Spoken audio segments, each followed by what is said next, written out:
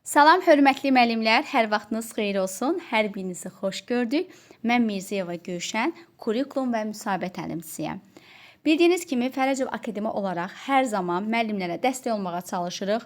Bu dəfə də müsahibə mərhələsinə hazırlaşacaq olan müəllimlər üçün məhz ekranda gördüyünüz 4 sualın izahını verəcəm.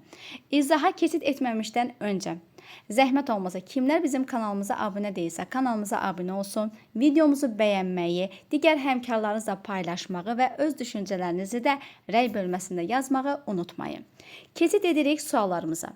Birinci sualımız belədir. Niyə məhz 8 noyabr Zəfər günü kimi qeyd olunur?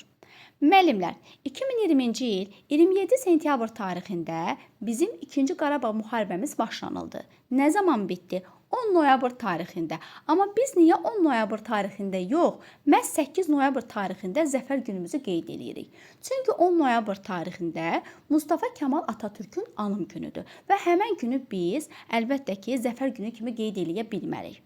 9 noyabr isə bayraq günüdür. Bildiyimiz kimi 8 noyabr Şuşanın işğaldan azad olunduğu gündür və həmən günü də məhz Zəfər günü kimi biz qeyd edirik. Həm Şuşanın işğaldan azad olunduğu tarix kimi, həm də ki Zəfər günü kimi məhz qeyd edirik.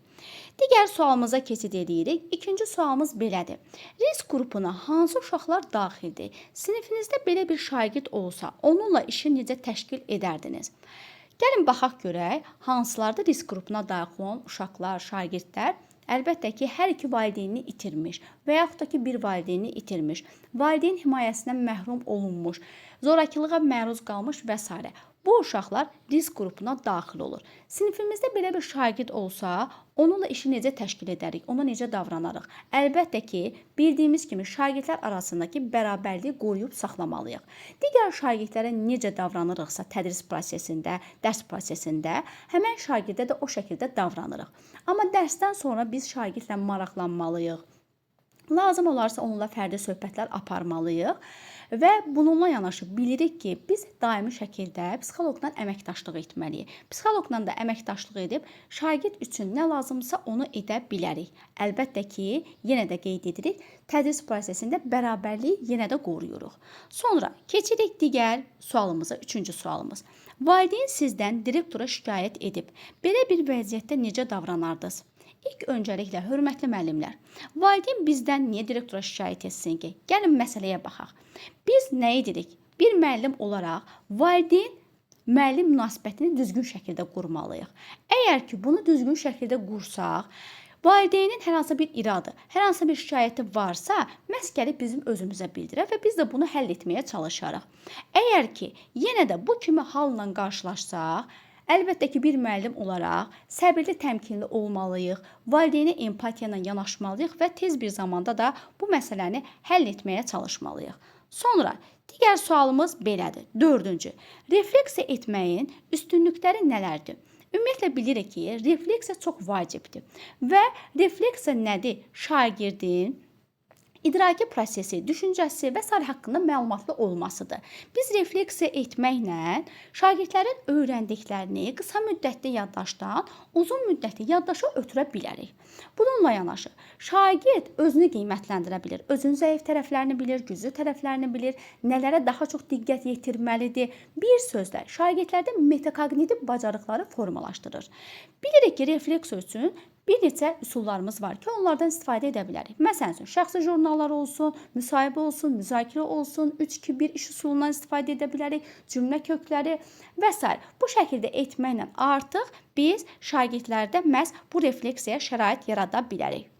Bu şəkildə müəllimlər 4 sualın geniş formada izahını sizlərə verməyə çalışdım və ən sonda isə qeyd etmək istəyirəm ki, bizim müsahibə dərslərimiz haqqında. Müsahibə dərslərimiz həm miqçilər üçündür, həm də ki, sertifikasiya müəllimləri üçündür. Miqçilər üçün ayrı qrupumuz var, sertifikasiya müəllimləri üçün ayrı qrupumuz var və bununla yanaşı isə fərdi dərslərimiz də var. Kimlər istəsə fərdi şəkildə də qoşula bilər.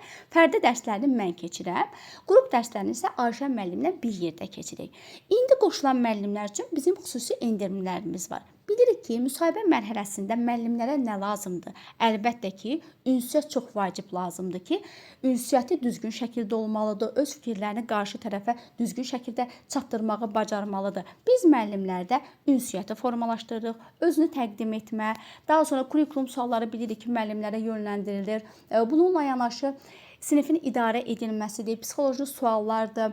Miqçilərə dünya görüşü daha dərin formada düşür. Onların hər birini biz müəllimlərə öyrədirik və sertifikasiya müəllimlərinə isə müəyyən qədər dünya görüşü ilə bağlı suallar verilir. Baxın, bu sual sizə verilə bilər. Bu sualı bilməsək artıq alınmır. Ona görə də bir müəllim olaraq əlbəttə ki, bunların hər birini bilməliyik. Yəni bizim belə deyək ki, tariximizlə bağlı olan müəyyən bir nüansları bilməliyik ki, biz də sizə onun hər birini öyrədirik və sizə lazım olan materiallar sizə göndərilir. Nələr lazımdırsa, orada necə siz davranmalısınızsa, necə danışmalısınızsa, hər biri sizə öyrədilir və siz tam hazır formada müsahibə mərhələsinə gedirsiniz.